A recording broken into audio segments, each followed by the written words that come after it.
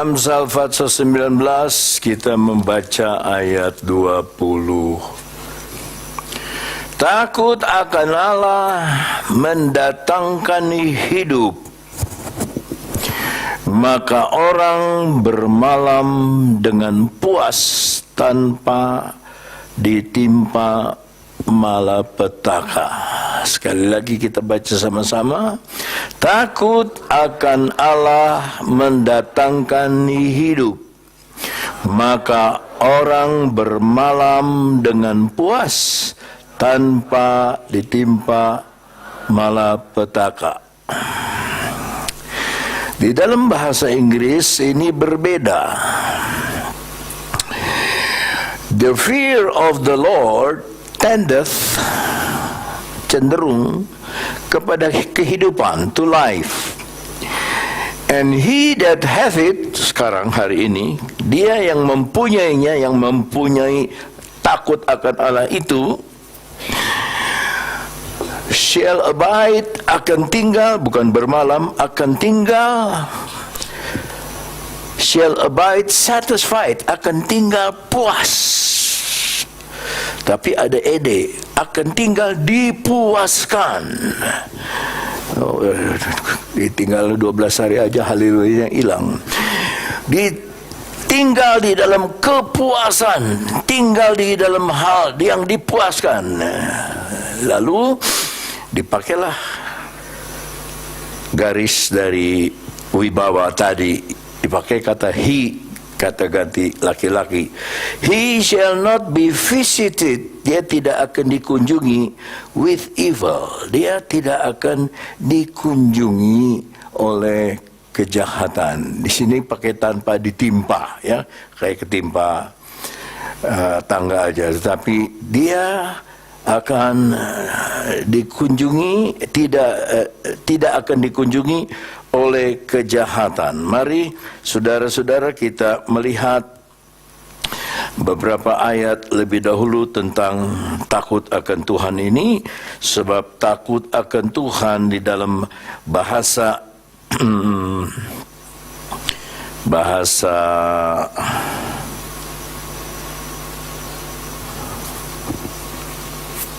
Perjanjian Lama itu sama dengan agama dalam Perjanjian Baru. Dalam Perjanjian Baru orang disebut beragama Kristen. Di dalam Perjanjian Lama itu disebut orang yang takut akan Tuhan, ya. Orang yang takut kepada Tuhan, orang yang takut. Kita mulai dengan Ayub pasal 1. Dalam Ayub pasal 1 kita melihat bagaimana orang yang takut akan Tuhan. Ayat 1 mulai, ada seorang laki-laki, dia lagi, laki-laki, lagi, dia wibawa lagi yang dipakai oleh Tuhan, di tanah Uz bernama Ayub. Orang itu saleh dan jujur. Ia takut akan Allah, tetapi diikuti dengan satu perkataan, dan menjauhi kejahatan. Dan menjauhi kejahatan. Di dalam ayat 10, di sana dikatakan, ayat 10, bukankah engkau yang membuat pagar sekeliling dia dan rumahnya serta segala yang dimilikinya? Apa yang dikerjakannya telah kau berkati, dan apa yang dimilikinya makin bertambah di negeri ini, di negeri itu. Jadi ini setan membantah, ya, sebab Tuhan itu sangat membanggakan Ayub dalam ayatnya yang ke-9.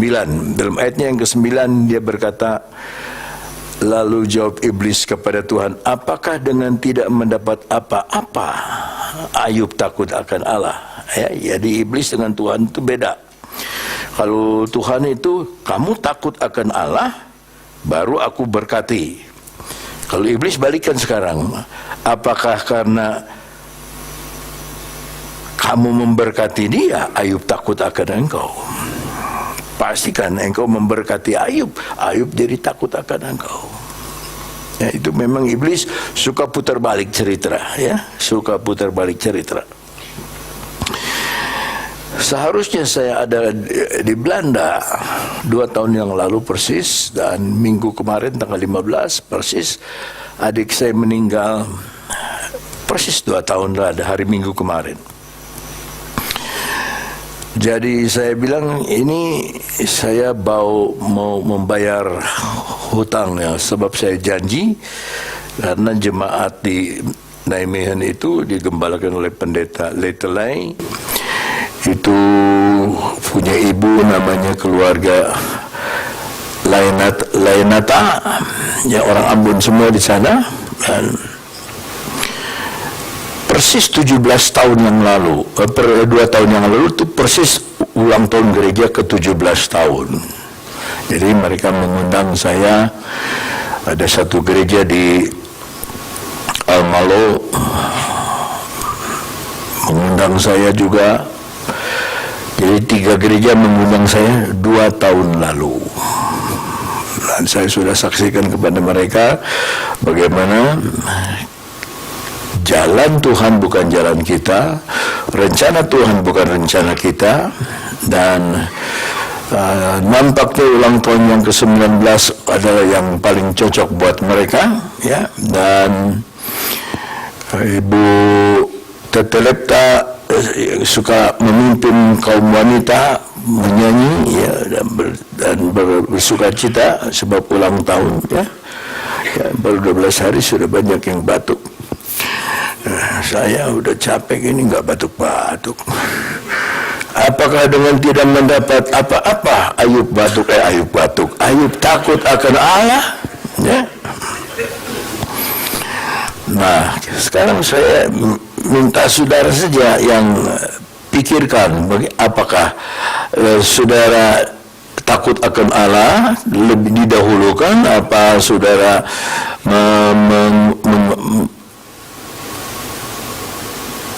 mendahulukan takut akan Allah daripada saudara-saudara menganggap bahwa takut akan Allah itu nanti setelah saya dengar firman Tuhan, setelah saya tahu Alkitab, saya mau belajar mengenai takut akan Allah, ya. Mari kita mulai dengan satu ayat dalam Amsal pasal 1 ayat yang ke-7. Amsal pasal 1 ayat yang ke-7. Takut akan Tuhan, kata Tuhan di salin Yahweh, Yehova, adalah permulaan pengetahuan. Tetapi orang bodoh menghina hikmat dan didikan.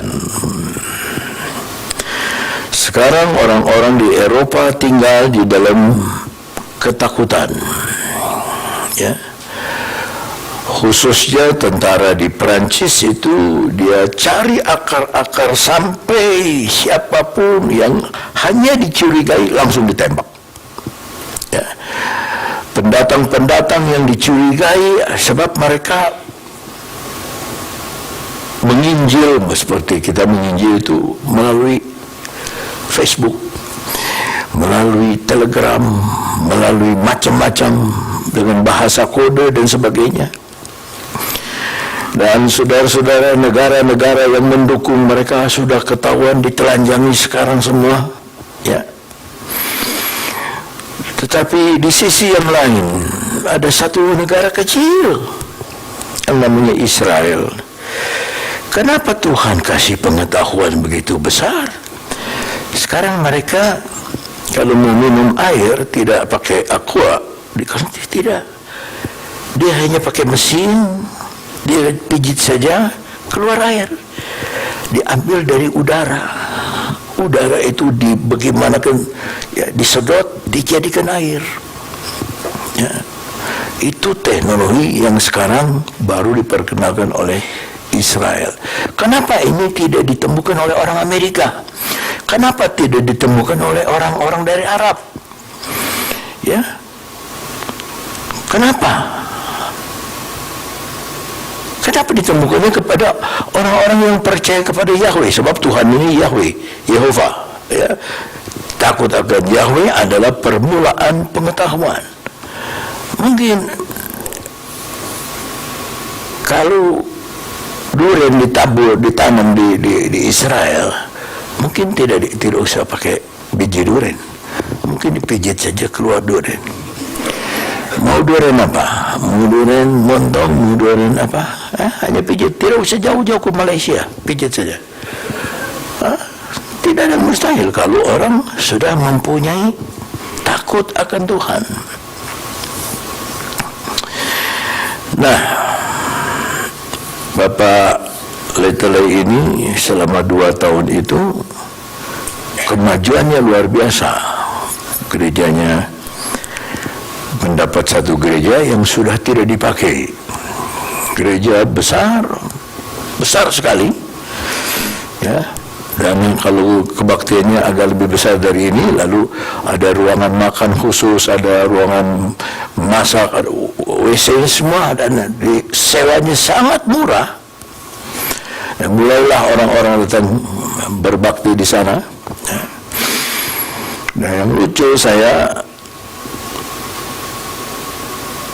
pada ketiga kali saya harus khotbah di Almelo, satu kota kecil tapi indah, tenang, indah. Jadi karena kita tidak tahan dingin, pada hari Sabtu saya harus khotbah, saya udah pakai jas, masih pakai dasi tapi masih dingin. Kebaktiannya itu jam 2.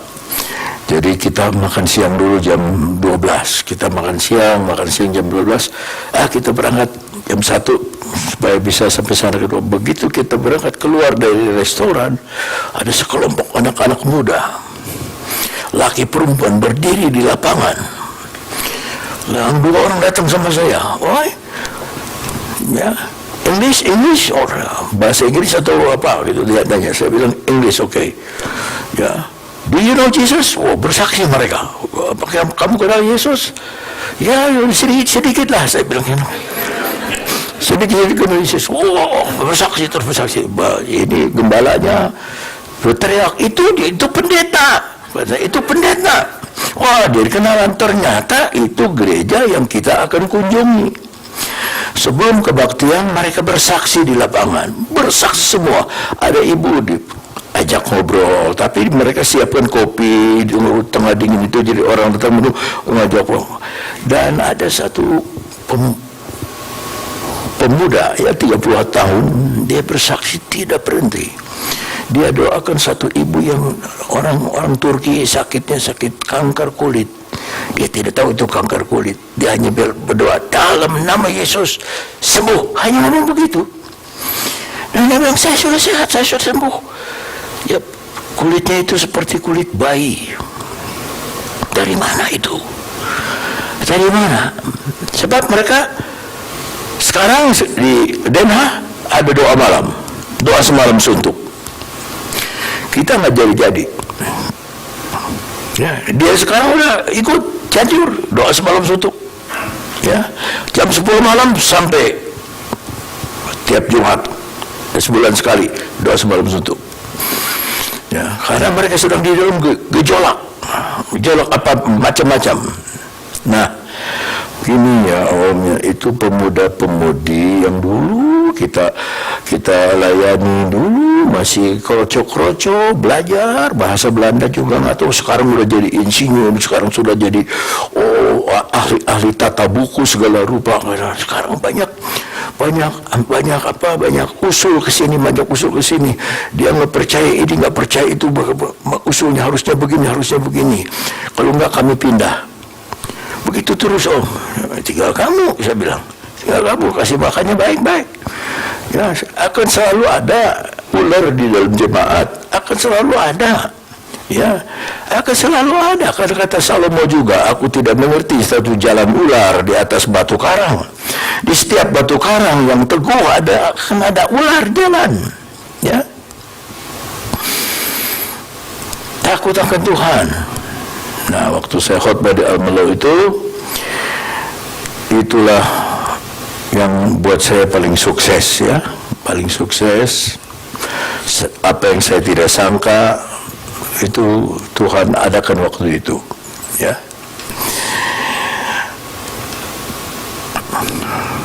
Bapak mana ini, bukan pendeta tapi yang menaungi itu orang-orang Indonesia. Bapak khotbah sampai jam 4, ya, persis jam 3, jam 4.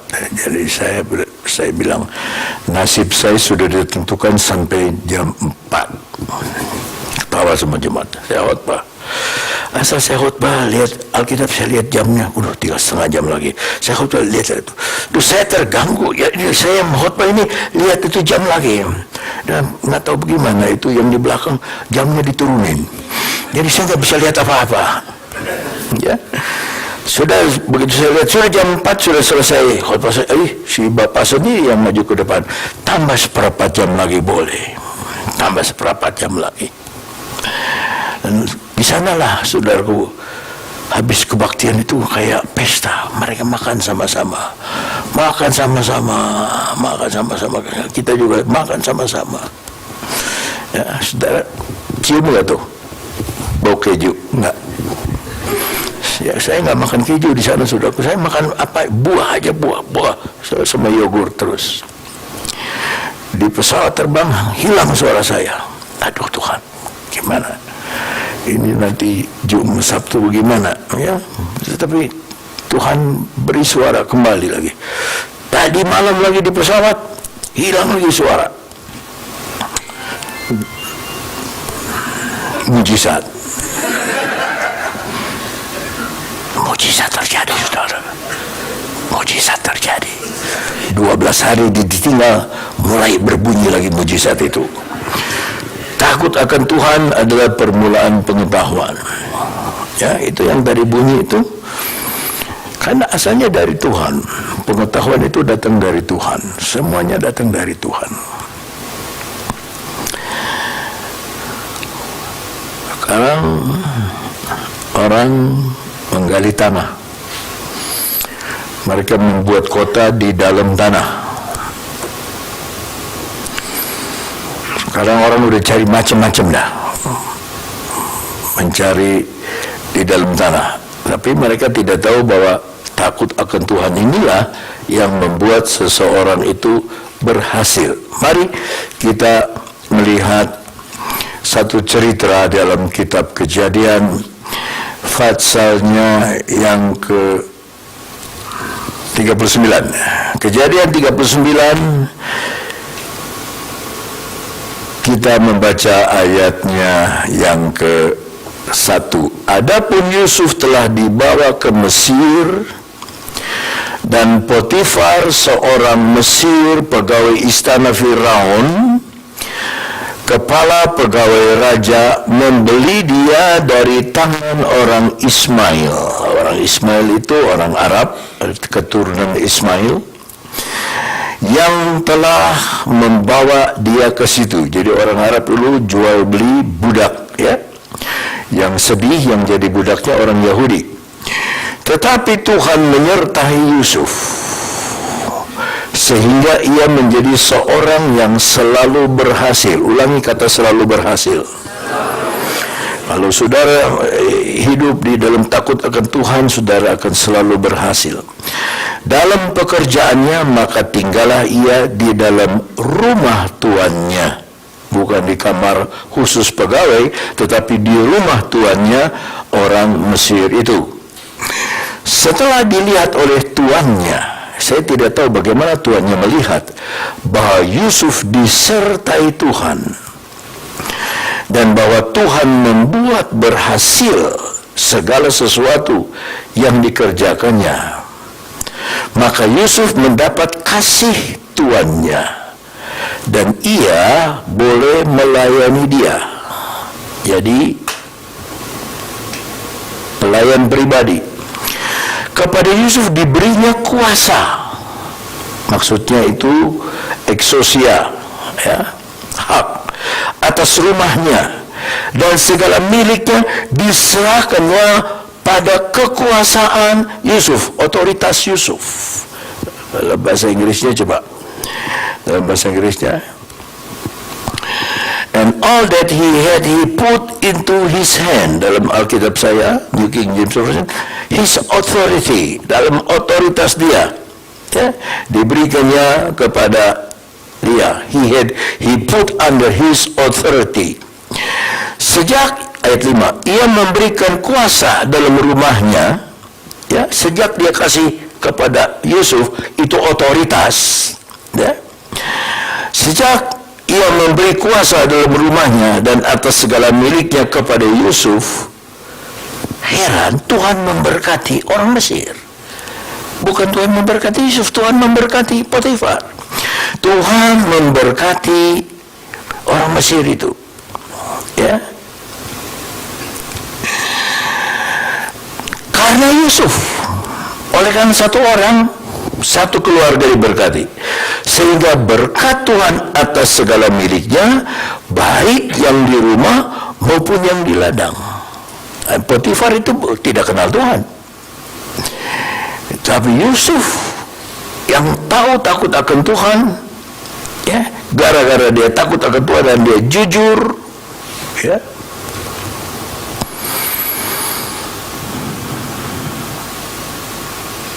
induk semang loh yang diberkati oleh karena Yusuf, ya, baik yang di rumah maupun yang di ladang, baik yang di dalam rumah maupun yang di luar, urusan dalam urusan luar diberkati gara-gara satu orang ini. Ayat ke-6, segala miliknya diserahkannya pada kekuasaan Yusuf, dan dengan bantuan Yusuf ia tidak usah lagi mengatur apa-apapun selain dari makanannya sendiri.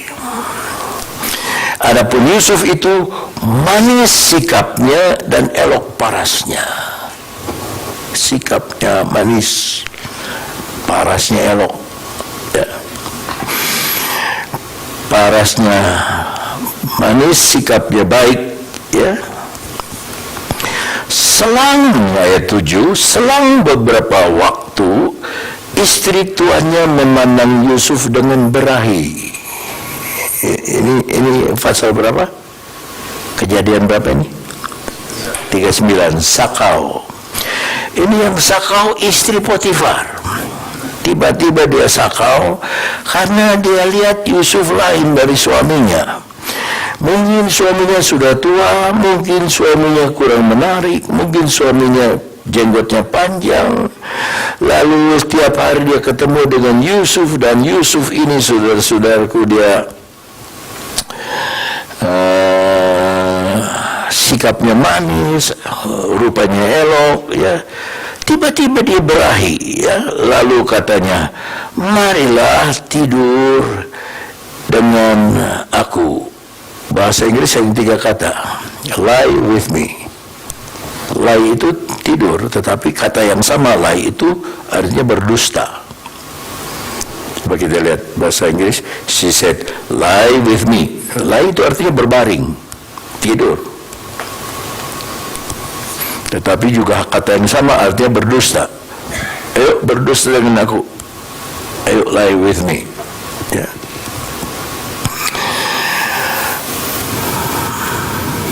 Tetapi Yusuf menolak dan berkata kepada istri tuannya itu, perhatikan saudara, dengan bantuanku, tuanku itu tidak lagi mengatur apa yang ada di rumah ini, dan ia telah menyerahkan segala miliknya pada kekuasaanku. Bahkan di rumah ini ia tidak lebih besar kuasanya daripadaku. Dan tiada yang tidak diserahkannya kepadaku selain daripada engkau, sebab engkau istrinya. Bagaimana mungkin aku melakukan kejahatan yang besar ini dan berbuat dosa terhadap Allah? Dia anggap ajakan itu dia berdosa terhadap Allah. Godaan untuk berbuat dosa, berbuat zina, apalagi dengan istri orang, itu sama dengan berdosa kepada Allah. Lalu ayat 10, walaupun dari hari ke hari perempuan itu membujuk Yusuf, ya, membujuk Yusuf. Yusuf tidak mendengarkan bujukannya itu untuk tidur di sisinya dan bersetubuh dengan dia. Ini orang yang takut akan Tuhan. Saudara sudah tahu akhirnya di penjara. Tapi dia tidak berubah, dia tetap takut akan Tuhan. Kembali kepada Amsal 19:23. Ya. Takut akanlah bertahan hidup. Coba kita lihat bahasa Inggrisnya. Takut akan Tuhan, bukan Allah, Tuhan, ya. Cenderung kepada hidup. Tendeth to life. Dan juga seperti menggembalakan kehidupan. And he that hath it shall abide satisfied. Dia akan tetap tinggal dipuaskan. Siapa orang kaya? Itu yang selalu puas. Hidup selalu puas. Bagaimana ini puas? Begitu puas, ini puas.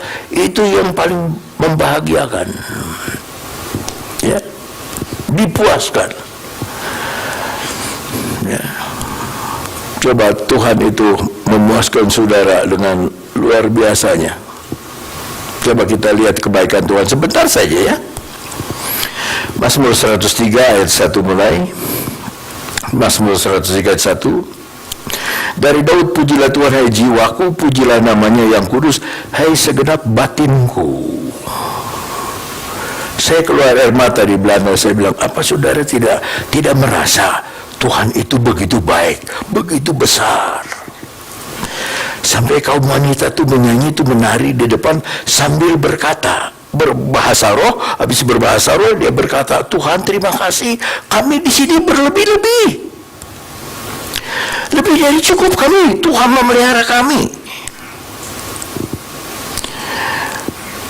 Tapi saya bilang, apa saudara tidak tahu betapa Tuhan itu baik kepada saudara, kebaikannya itu, kesetiaannya itu. Lalu kita tuh mau enggak sama Tuhan.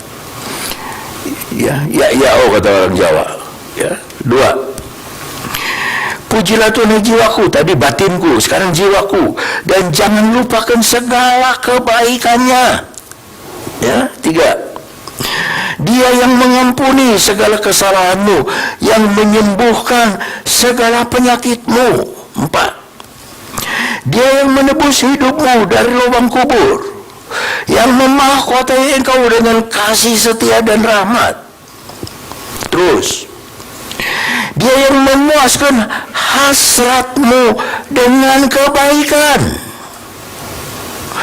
sehingga masa mudamu menjadi baru seperti pada burung Raja Wali. 6. Tuhan menjalankan keadilan dan hukum bagi segala orang yang diperas. 7.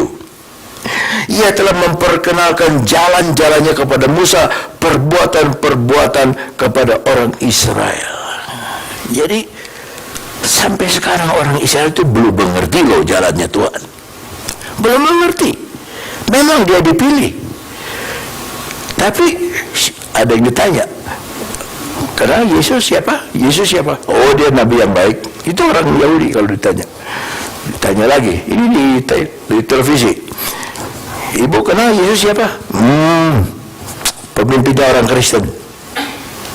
Yesus siapa? Oh ya, dia orang baik. Dia orang baik. Tapi dia tidak kenal. Bagaimana kebaikan Tuhan itu yang tidak dikenal oleh bangsa yang dia pilih, sekarang dia kasih sama saudara. Kita bukan orang yang dipilih, tapi tiba-tiba dia balikan kepada saudara karena dia memilih kita. Apa kita mau sakiti hati Tuhan? Apa kita mau macam-macam sama Tuhan? Apa kita mau melawan jalan Tuhan, caranya Tuhan? Lihat perbuatan kepada orang Israel. Tuhan tuh dengan langsung berbuat untuk orang Israel, bertindak untuk orang Israel.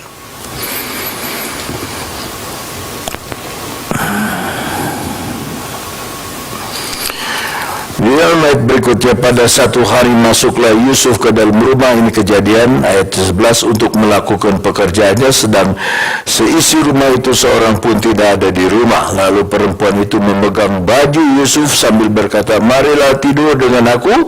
Tetapi Yusuf meninggalkan bajunya di tangan perempuan itu dan lari keluar. Ketika dilihat perempuan itu bahwa Yusuf meninggalkan bajunya dalam tangannya dan dia telah lari keluar, dipanggilnya lah seisi rumah.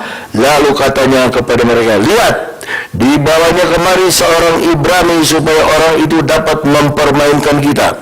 Orang itu mendekati aku untuk tidur dengan aku, tetapi aku berteriak-teriak dengan suara keras. Coba diputar balik cerita. Difitnah. Saudara pernah diputar balik cerita enggak? Saudara kan bela diri. Yusuf enggak bela diri, diam aja dia. Ya.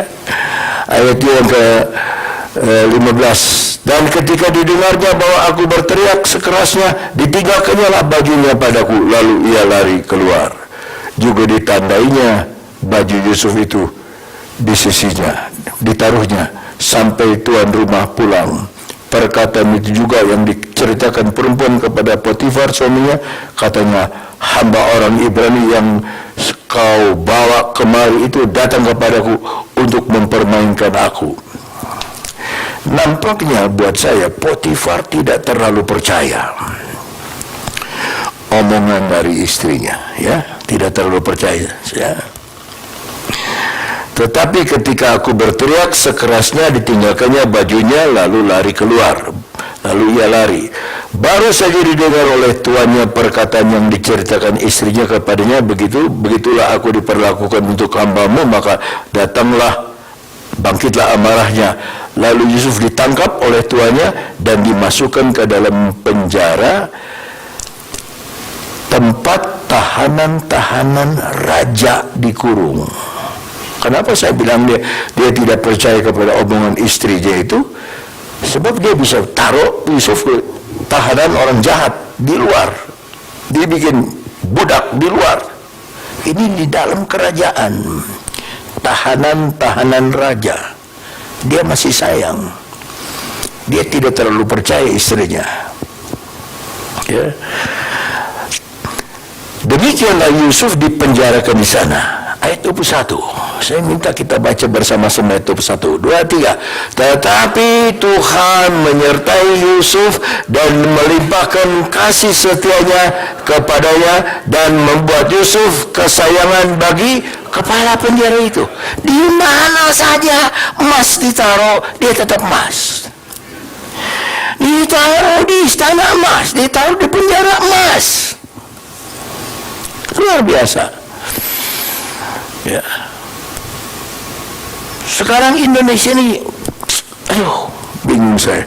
Baru pulang, Jenderal Gatot nggak boleh masuk Amerika. Padahal sudah diundang oleh Amerika, tapi kenapa tidak bisa masuk? Kok bagaimana? Tersinggung, nggak mau pergi. Bingung saya di sini. Ya, bingung. Tapi lihat, kalau emas difitnah, diam dia. Dimasukkan penjara, nggak apa-apa, disayang. Kenapa? Karena Tuhan menyertai Yusuf. Apa Tuhan mau menyertai orang yang tidak takut sama dia? Tidak mungkin. Orang yang takut akan Tuhan pasti disertai oleh Tuhan, kemanapun dia ada. Sebab itu kepala penjara mempercayakan semua tahanan di rumah Potifar, semua kekayaan. Sekarang ini penjara semua tahanan dalam penjara itu kepada Yusuf, dan segala pekerjaan yang harus dilakukan di situ dialah yang mengurusnya. Dan kepada kepala penjara tidak mencampuri segala yang dipercayakan kepada Yusuf, karena Tuhan menyertai dia. Saudara perhatikan tidak? Berkali-kali ayat itu berkata, karena Tuhan menyertai dia, karena Tuhan menyertai dia, karena Tuhan menyertai dia. Itu sebabnya yang dihasilkan oleh, sampai ayat terakhir berkata, dan apa yang dikerjakannya dibuat Tuhan berhasil. Saudara kira berhasil itu cuma di istana? Enggak, di penjara juga berhasil. Saudara kira jadi pendeta itu harus di kota besar baru disebut? Tidak. Kota kecil juga berhasil, di desa juga berhasil, asal kita takut akan Tuhan dan Tuhan menyertai kita. Bukankah salah satu nama Yesus adalah Immanuel, Allah beserta kita? Tapi apakah betul-betul Dia beserta kita? Apa kita jujur soal keuangan? Apa kita jujur soal hal-hal yang lain? Apa kita jujur dalam keluarga? Apa kita jujur kepada istri? Apa kita jujur kepada suami? Apa kita kurang jujur di satu sisi, kurang jujur di sisi yang lain?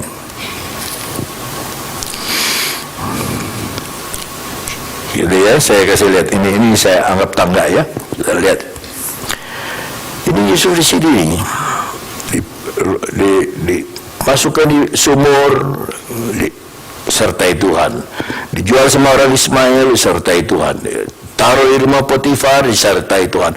Masukin penjara, disertai Tuhan. Akhirnya jadi orang kedua dari Firaun. Sampai Firaun, saya nggak mau tahu apa-apa, kamu aja urus. Coba. Masa Tuhan percayakan begitu besar kepada orang yang tidak jujur? Dalam Lukas pasal 16 ayatnya yang ke-10 dia berkata begini, barang siapa setia dalam perkara-perkara kecil, ia setia juga dalam perkara-perkara besar. Dan barang siapa tidak benar dalam perkara-perkara kecil, ia tidak benar juga dalam perkara-perkara besar. Ayat 11. Jadi jikalau kamu tidak setia dalam hal mamon, keuangan, dewa uang yang tidak jujur, siapa yang akan mempercayakan kepadamu harta? Harta kita kan Yesus. Harta yang sesungguhnya itu siapa yang bisa percayakan kepadamu?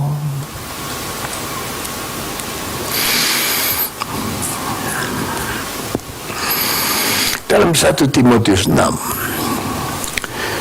ayatnya yang ke-7, 6 dulu dah, 6 dulu, ayat 6 dulu. Memang ibadah itu seperti saudara nih, ibadah kalau disertai rasa cukup, terusin dong. Bukan disertai dengan wah banyak, enggak, sertai rasa cukup, memberi keuntungan besar. 7. Sebab kita tidak membawa sesuatu.